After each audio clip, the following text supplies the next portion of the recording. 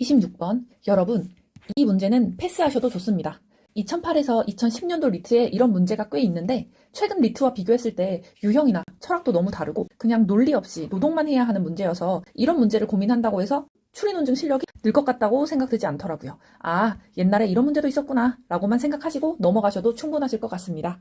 27번. 다음 자료와 그에 근거한 추론에서 A에서 E 각각을 도출하는 데 필요한 전제가 아닌 것은. 이런 문제가 나오면 문제 뭔진 모르겠지만 위에서부터 읽자. 난 착하니까. 자료 A. 연은 북쪽으로 오한 부여와 가까이 있었고 연은 북쪽으로 오한 부여와 가까이 있었고 동쪽에 있는 예맥조선 예맥. 자, 이런 식으로 착하게 다 읽으시면서 옆에 그림까지 그리시면 절대 안 됩니다. 추리논증에서 가장 중요한 덕목은 시간관리입니다. 선택지 한번 볼까요? A, B, C, D, E 전부 A에서 E까지에 대한 구체적인 내용을 묻고 있죠. 그럼 A에서 E까지에 대한 구체적인 설명이 나온 추론부터 읽으셔도 충분합니다. 만약 자료 위에 있는 내용이 필요하다면 그때 올라와서 필요한 부분을 발췌독하시면 됩니다. 그럼 아래 추론부터 읽어볼게요. 부여 건국의 연대에 관해서는 사서에 분명하게 기록된 것이 없으나 A에서 부여는 연, 오한과 함께 존재한 나라로 셋이 같이 존재했구나.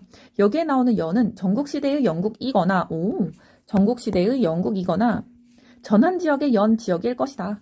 그런데 동호족의 한 지파인 오한은 전한보다 조금 늦게 등장한 나라이므로 이 연은 전한의 연 지역을 가리킬 수밖에 없다. 지금 문제에서 전국시대의 연이거나 전한 지역의 연 지역일 것이다. 둘 중에 하나일 것이다. 라고 했는데 보기 A에서 전한의 연 지역을 가리킬 수밖에 없다라고 단정을 짓고 있습니다. 왜 단정 지을까요? 선택지로 내려가기 전에 저희가 예측을 먼저 해보면 전국시대 연이 아직 없었나 보네. 아예 나라 자체가 없으니까 단정 지어버리는 게 아닐까? 라고 하고 생각을 해보고 선택지로 내려가 볼게요. A. 전국시대의 영국은 전한이 등장했을 때 존재하지 않았다. 저희가 예측했던 게 맞았습니다. 나라 자체가 없으니까 아예 등장할 수가 없다고 단정 지어버리는구나. 1번 맞는 설명. 자, B. 따라서 부여는 전한대 초에 이미 존재하고 있었다는 것을 알 수 있다. 선택지 2번 볼까요? 부여는 전국시대에 존재하지 않았다. 응? 이거 너무 나간 거 아닌가요?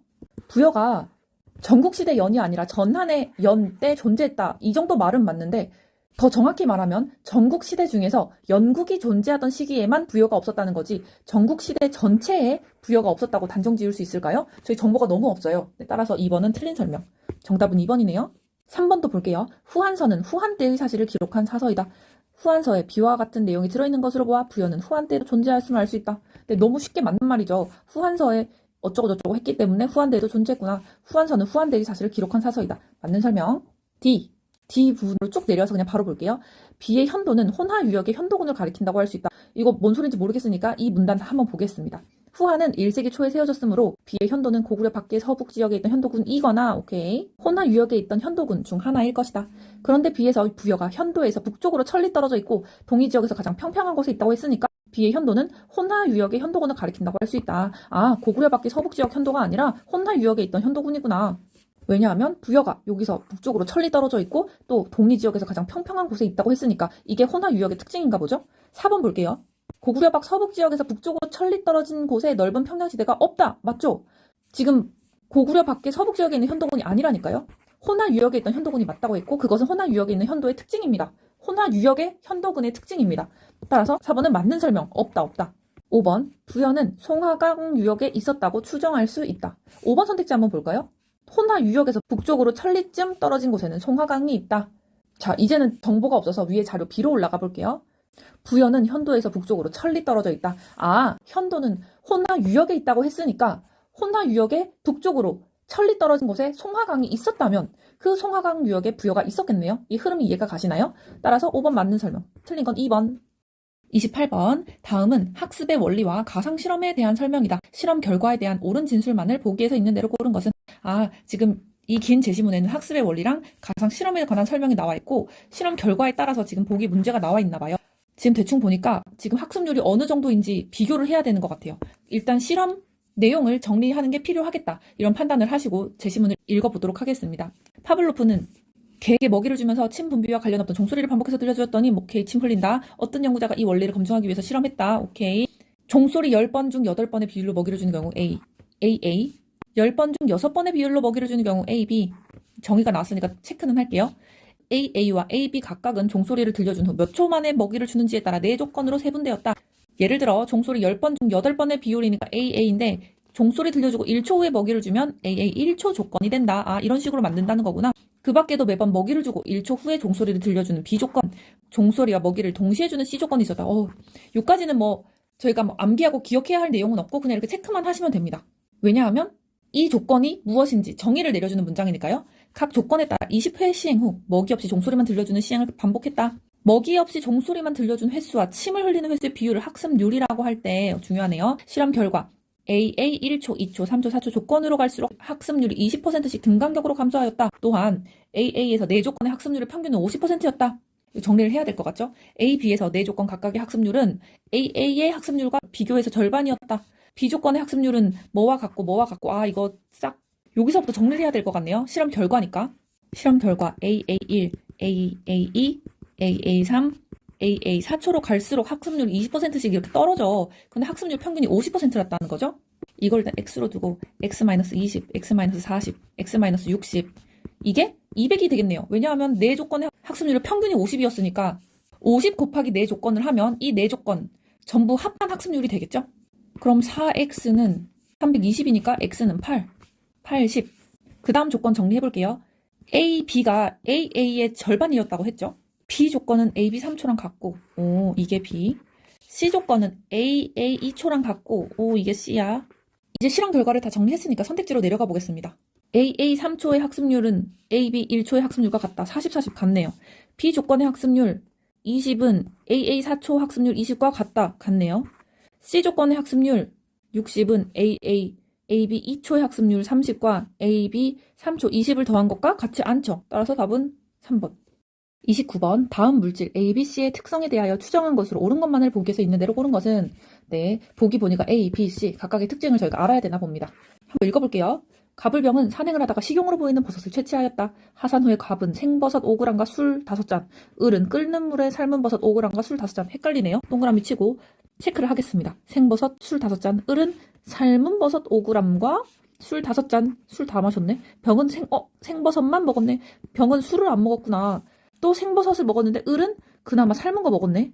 다음날 아침 갑과 을은 턱 윗부분만 검게 변하는 악취 현상이 나타났으며 둘 다 5일 동안 지속됐으나 병은 그러한 현상이 없었다. 악취의 원인이 술인가 보지? 왜냐면 병은 술을 안 먹었으니까. 또한 3명은 버섯을 먹은 다음날 오후부터 미각을 상실했다가 모두 회복되었다. 백혈구가 3분의 1 수준으로 떨어진 것이 발견됐다.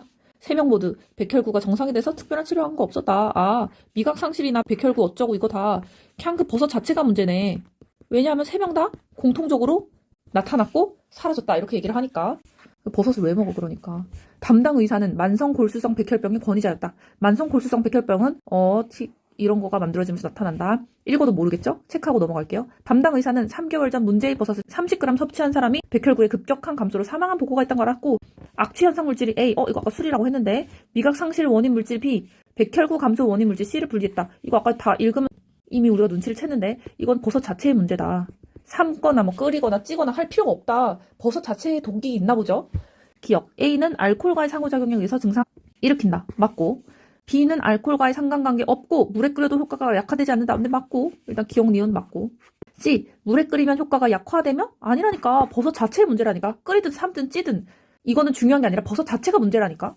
3번. 30번. 다음은 거리지각에 관한 18세기 철학자의 논증이다. 이 논증의 암묵적 전제로 가장 적절한 것은 암묵적 전제 왜 이렇게 말을 어렵게 해. 일치하는 것은 나는 다른 사람의 감정을 직접 볼 수는 없지만 사람의 얼굴이 붉어지거나 창백해지는 것을 지각함으로써 그가 부끄러워하는지 아니면 공포를 느끼는지를 지각할 수 있다. 지각함으로써 지각할 수 있다. 만약 내가 어떤 사람의 얼굴이 붉어지거나 창백해지는 것을 지각할 수 없다면 그의 감정을 지각할 수도 없다. 지각할 수 없으면 지각도 못해. 따라서 지각될 수 없는 관념이 그것과 다른 관념을 지각하는 수단이 될 수 없으면 명백하다. 지금 첫 번째 문단에서 한마디로 요약하면 무슨 얘기를 하려는 거죠?